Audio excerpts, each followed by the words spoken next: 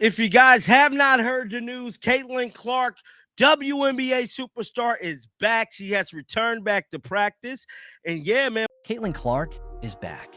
After a few days of silence, after the basketball world held its breath wondering just how bad the damage was, the WNBA's biggest star has returned to practice.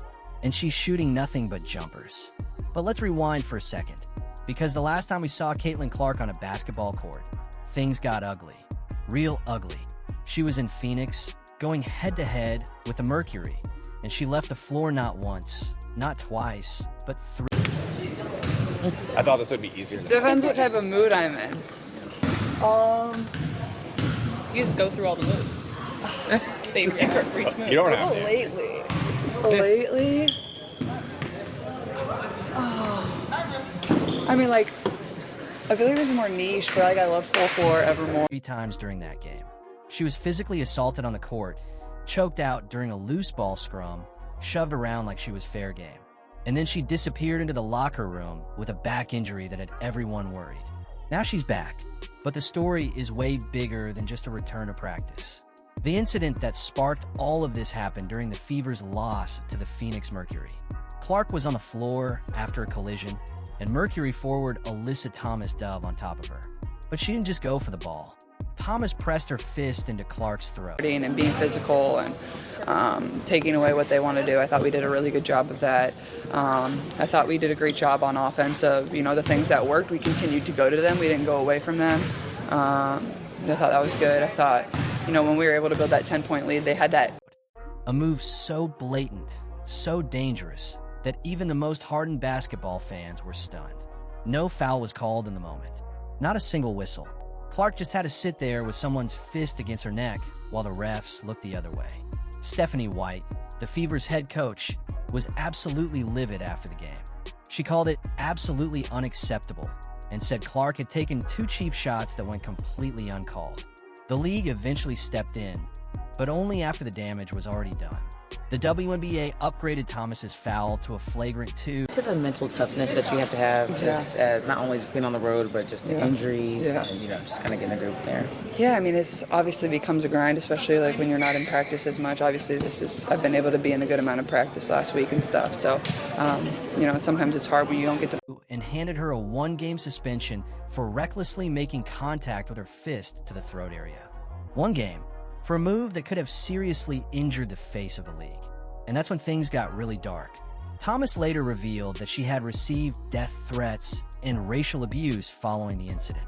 She called the backlash really unacceptable and said players were being painted as thugs. She took aim at WNBA Commissioner Kathy Engelbert for staying silent while players lied. Obviously, the Aces. All right, I really don't want to hear from Stephanie White. Now, if you guys did not watch the video I did earlier today, Justine Pissott was offered a contract. Were being threatened. So now we got a league in crisis mode. A generational talent getting physically targeted on the court. A veteran player receiving threats off it. And nobody seems to know how to fix any of it. Clark finally broke her silence a few days after the game. She didn't go after Thomas directly. Instead, she pointed the finger at the media and the officials. She said it was a disservice to our league that everyone was still talking about the incident instead of the basketball. She said the league needs to do a better job protecting players. But she also made it clear. It's been good up until this point, and hopefully have another great day of practice and be ready for tomorrow. Just how helpful were those 8 days off that you guys had last week just to rest and to have some practice? It feels kind of weird, honestly. It's like you play for 2 weeks straight. I think we had 5 games and 8 days or whatever it was, and you get so in a groove of going from. She's not backing down. She's been at practice. She's been working her way back, and she told reporters she's very hopeful for the upcoming game against the Los Angeles Sparks. But there's a catch. She's on a minutes restriction. She said herself that she's probably not going to play back-to-back games, and she definitely doesn't expect to play big minutes right away. The Fever have a brutal road trip coming up. They face the Sparks, then the Mercury again, then the Las Vegas Aces. I was just going to ask, with this back injury too, is it the same thing or the same issues that kind of cropped up in training camp, or is it something that kind of popped up? I think it's just when you have some back stiff. That's a gauntlet for any team, let alone one trying to reintegrate their injured superstar. Clark talked to the media about everything: the injury, the recovery, even the team bonding they did in Malibu to pass the time on the road. She mentioned hitting the tables in Vegas and joked about Black. Chloe Peterson put this out about 2 hours ago.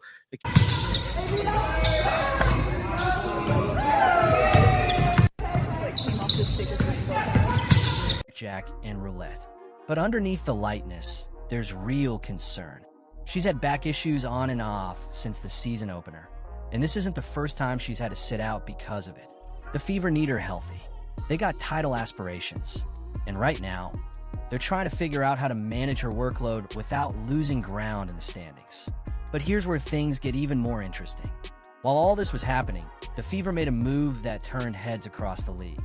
They let Justine Pissott go. The Aces offered the rookie forward a standard contract, and Indiana decided not to match it. Got to continue to build. Obviously, LA has some really talented players too, so we need to be well there. And then obviously, this will be our first back-to-back of the season, and that presents a totally different mental challenge as well. So going into that, we'll need to be mentally tough more than anything. Perfect. On the surface, it seemed like a straightforward roster decision. Pissott was on a development contract, and matching the offer would have meant cutting a roster player to make space. Stephanie White said the team didn't feel they had the ability to open up the roster. They decided to keep the players who were already getting minutes. Mercury again, then go back to Las Vegas and play them again. Now, she's probably not going to play against the Mercury. I can tell you right now, she's probably not playing against the Mercury, dog. From, a health standpoint, well, obviously a health standpoint, but just getting back into it. Like, I would assume I'd be on a minutes restriction tomorrow. Do it. Still hopefully a little bit over 20 if I'm able to go. And as Grace Van Slooten, the ones at the end of the bench. But here's the thing. The Aces wanted Pissott badly enough to offer her a standard contract. The Fever didn't think she was worth holding on to. That's a calculated risk, and one that could come back to haunt them. Because let's be real about what's happening here. Clark is the biggest star in women's basketball history, and she's getting targeted night after night. She's dealing with lingering injuries, load management decisions, and a league. But at the same time, get your body right and then your mind right and get back into it. How's the team bonding been? What are you learning about this iteration of the team? Yeah, it's been fun. Like, we went to Nobu last night in Malibu. Like, we just find fun things to do, and when you're on the road for 10 days, you better like each other and find things to do. That can't seem to protect her. And now her team is letting young talent walk to the defending champions. Something has to give. The Fever have a decision to make. They can keep running Clark into the ground, hoping she can carry them through this brutal road trip, or they can be smart about it, limit her minutes, and hope the rest of the roster steps up. Clark's back on the court. She's practicing. She's shooting jumpers. But I switch up every day, so. But you can't go wrong. So I would never hate on somebody for being different than me. There you go. Just going into this back-to-back, how are you feeling? Do you think you'll be able to play tomorrow? Very hopeful for tomorrow. But the question isn't whether she can play.